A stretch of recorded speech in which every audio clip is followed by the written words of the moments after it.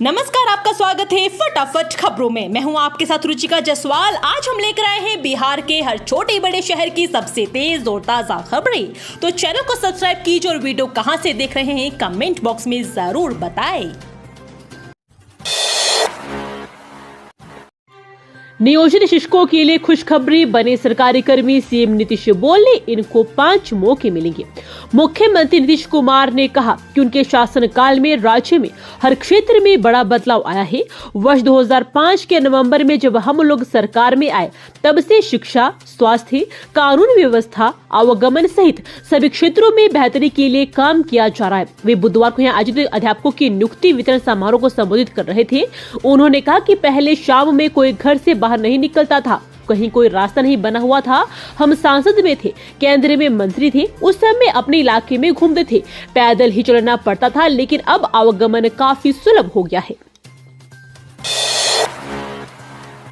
News, Bihar में 2000 से ज्यादा लैब टेक्नीशियन की बहाली, स्वास्थ्य मंत्री मंगल पांडे ने किया ऐलान। बिहार के स्वास्थ्य मंत्री मंगल पांडे ने कहा कि स्वास्थ्य विभाग में जल्द ही 2969 लैब टेक्नीशियन की बहाली होगी। इसकी अधियाचना बिहार तकनीकी सेवा आयोग को भेजी जा चुकी है। आयोग की ओर से योग्य अभ्यर्थियों के चयन की प्रक्रिया शीघ्र पूर्ण कर ली जाएगी। इससे पैथोलॉजी जांच का दायरा बढ़ेगा, युवाओं को रोजगार मिलेगा तथा विभाग की गुणवत्ता में और बढ़ोतरी होगी। स्वास्थ्य मंत्री ने कहा कि राज्य भर में विभिन्न संक्रामक एवं गंभीर बीमारियों के उचित उपचार के लिए सरकार योजनाओं का क्रियान्वयन जारी है। बीमारियों के उचित उपचार के लिए विभागीय स्तर पर जन जागरूकता अभियान भी चलाया जा रहा है। सरकारी अस्पतालों में विशेषज्ञ चिकित्सकों से लेकर संसाधनों पर विशेष फोकस है। इसमें पैथोलॉजी जाँच महत्वपूर्ण कड़ी है। लाखों सरकारी कर्मचारियों के लिए बड़ी खबर, जनवरी में मिलेगा महंगाई भत्ता का एरियर। सरकारी सेवकों पेंशनर्स को महंगाई भत्ता के लिए अभी प्रतीक्षा करनी होगी। इस वर्ष 1 जुलाई से 3% अधिक राशि जोड़ते हुए महंगाई भत्ता का भुगतान किया जाना है। उससे पहले महंगाई भत्ता 50% थी। लगभग 10 लाख सरकारी सेवकों और 4 लाख पेंशनर्स को बढ़ा हुआ भत्ता एरियर के रूप में मिलेगा। यह एरियर नवंबर के वेतन भुगतान में नहीं जोड़ा जाएगा। अगले वर्ष जनवरी में एरियर मिलेगा, क्योंकि उसे दिसंबर के वेतन में जोड़कर भुगतान किए जाने की संभावना है।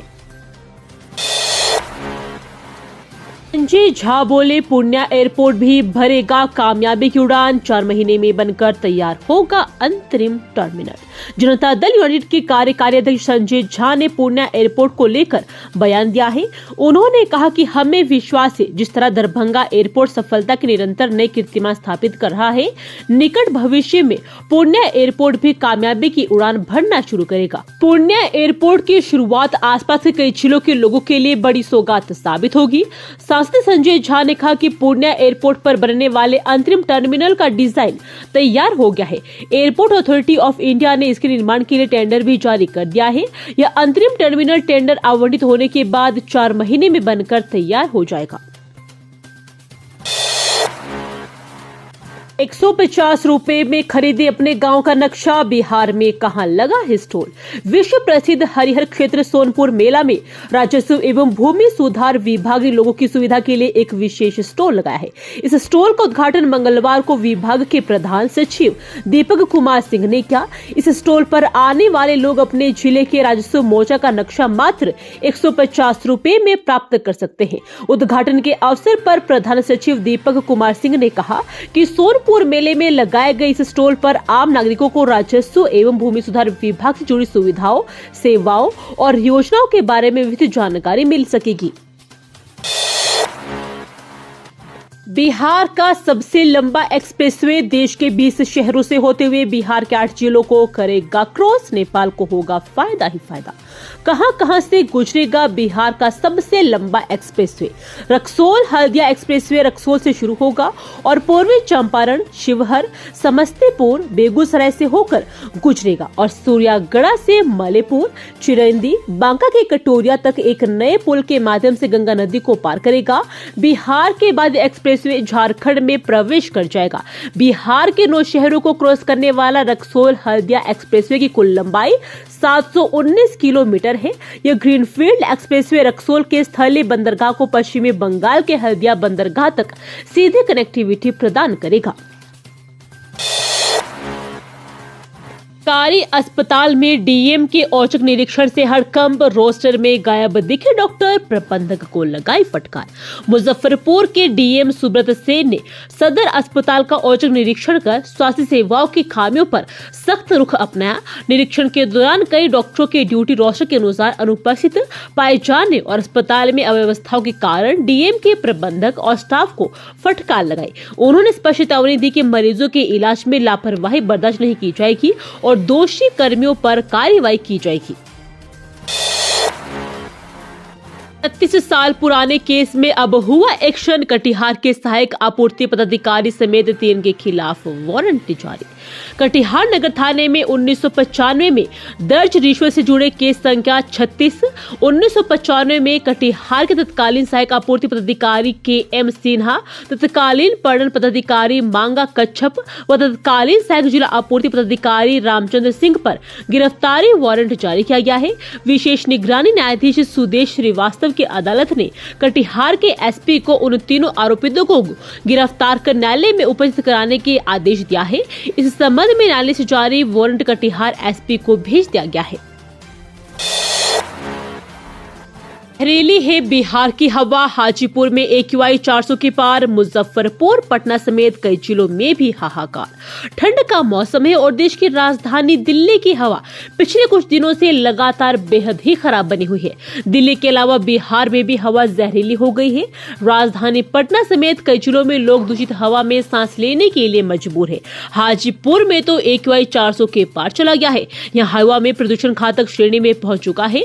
ऐसी हवा में सांस लेना भी स्वास्थ्य के लिए घातक माना जाता है। लेकिन सिर्फ हाजीपुर ही नहीं बल्कि बिहार के कई जिलों में प्रदूषित हवा से हाहाकार मचा हुआ है।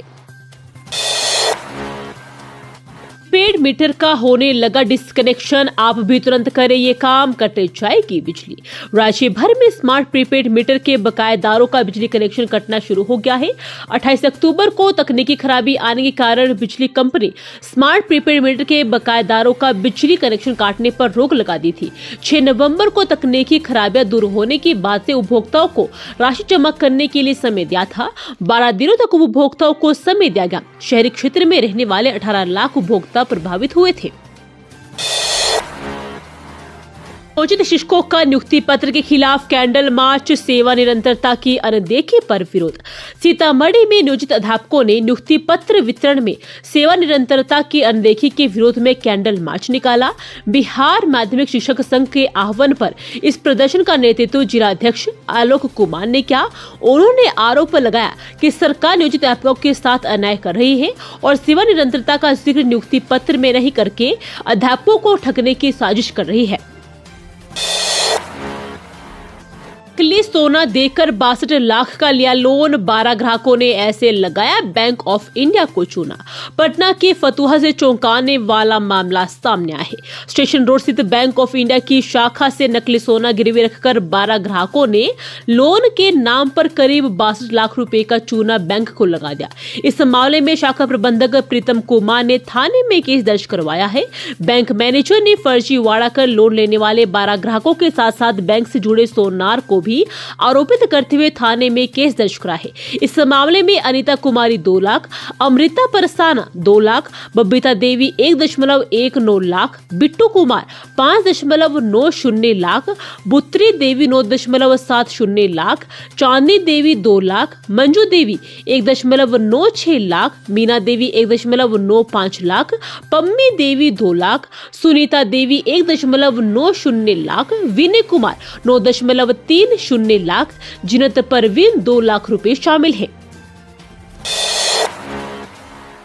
बिहार में सैकड़ों लोग कैसे हुए डिजिटल अरेस्ट, जाने ठगों की फोन आने पर आपको कैसे रहना है अलर्ट।